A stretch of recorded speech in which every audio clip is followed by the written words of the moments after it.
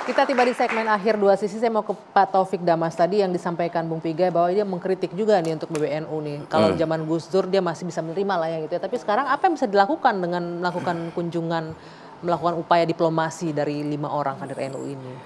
Sebetulnya pertama saya setuju dengan apa yang disampaikan oleh Bang Pigai tentang apa hubungan diplomatik atau upaya-upaya diplomasi. Tidak ada yang lebih hebat dari negara kan. Jadi itu urusan negara, kalau negara aja nggak mampu apalagi masyarakat sipil. Sikap solidaritas itu kan memang ada dua. Pertama solidaritas reaksioner seperti saudara-saudara kita yang mungkin demo, doa bersama, menggalang donasi itu sah juga, bagus gitu loh. Ada yang solidaritas yang sifatnya humanitarian, lebih pada pendekatan-pendekatan kemanusiaan, upaya dialog dan lain sebagainya. Cuman kalau orang seperti Netanyahu itu sudah dijadikan atau dinyatakan sebagai penjahat perang oleh ICC, maka bagi saya maka bagi saya sebetulnya dialog lintas iman itu tidak relevan kalau mereka menggagasnya gitu loh. Jangan-jangan itu hanya kamuflase saja gitu loh. Di satu sisi melakukan kejahatan, di sisi lain kok ngajak orang ayo umat lintas agama hidup rukun damai gitu loh. Bagaimana mungkin kita bisa rukun damai kalau lihat saudara-saudara kita gitu loh. Ternyata dibantai gitu loh. Saudara ini bukan cuma karena sama-sama Islam. Kalau saya termasuk orang yang humanis, siapapun kalau diperlakukan tidak adil, saya pasti berada di posisi orang-orang yang diperlakukan tidak adil begitu loh. Artinya yang dilakukan oleh Israel itu apa? Dengan tidak sesuai perkataan dengan perbuatannya juga kan? Iya gitu loh. Jadi harusnya kalau ingin bersahabat ya stop lah itu kegiatan yang 10 bulan terakhir ini belum berhenti-berhenti itu loh. Korbannya sudah luar biasa, masyarakat sipil yang jadi korban banyak. Maka tidak ada kata lain bagi saya, stop gitu. Melalui forum ini saya minta didengar atau tidak didengar, stop kegiatan kejahatan yang ada di Gaza itu, stop itu. Oke, kita juga ingin menampilkan ya, Bu Anggia. Jadi gini, ada langkah-langkah strategis yang bisa dilakukan oleh pemerintah Indonesia jauh lebih maju. Yaitu misalnya langkah yang paling utama dan posisi negara sudah jelas terhadap Palestina. Sekarang langkah berikutnya bagaimana menciptakan perdamaian. Maka sebenarnya bisa merancang Jakarta Informal Meeting yang menghadirkan Hamas dan Fatah bersatu dulu. Dulu ya, setelah mereka bersatu dipersatukan, baru nanti saya tidak tahu nanti pasti dibantah. Tapi itu pemahaman kami yang di dunia internasional itu kami tahu dua partai yang sedikit bertentangan. Saya tahu bahwa ketika Ismail Haniyeh pimpin Hamas, dia begitu welcome terhadap Fatah. Tapi begitu Fatah yang menang, belum tentu Ismail Haniyeh itu ingin join. Itu juga problem, karena itu disatukan dulu. Sesudah bersatu, baru selanjutnya bicara tentang perdamaian abadi yang ada di sana. Melawan Israel itu harus sekedar bersatu. informasi, pengurus besar Nahdlatul Ulama itu sedang melakukan itu. Beberapa hari yang lalu itu ada kunjungan ke PBNU, Duta Besar Palestina di Indonesia.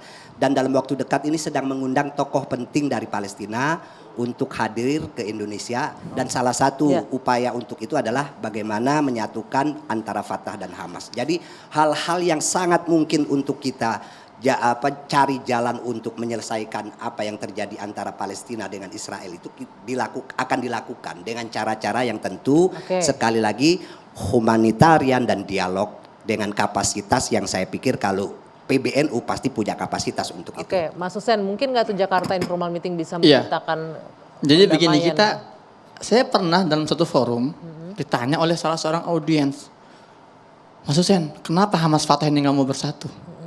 Saya tanya balik, kata siapa Hamas Fatah nggak mau bersatu? Mana sumbernya? Gelagapan, nggak bisa jawab.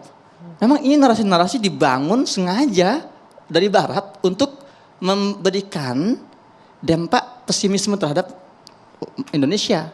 Seolah-olah Hamas Fatah ini ya bertikai dengan sedemikian hebat. Saya minta contoh. Makanya sekarang akan saya jelaskan. Ketika Hamas menang, Fatah sering datang diundang Ismail Haniyeh. Saya tahu. Sekarang saya minta contoh ketika Fatah menang, Ismail Haniyeh dengan mereka datang ke rumahnya Fatah. Ada nggak contoh? Iya, jadi gini.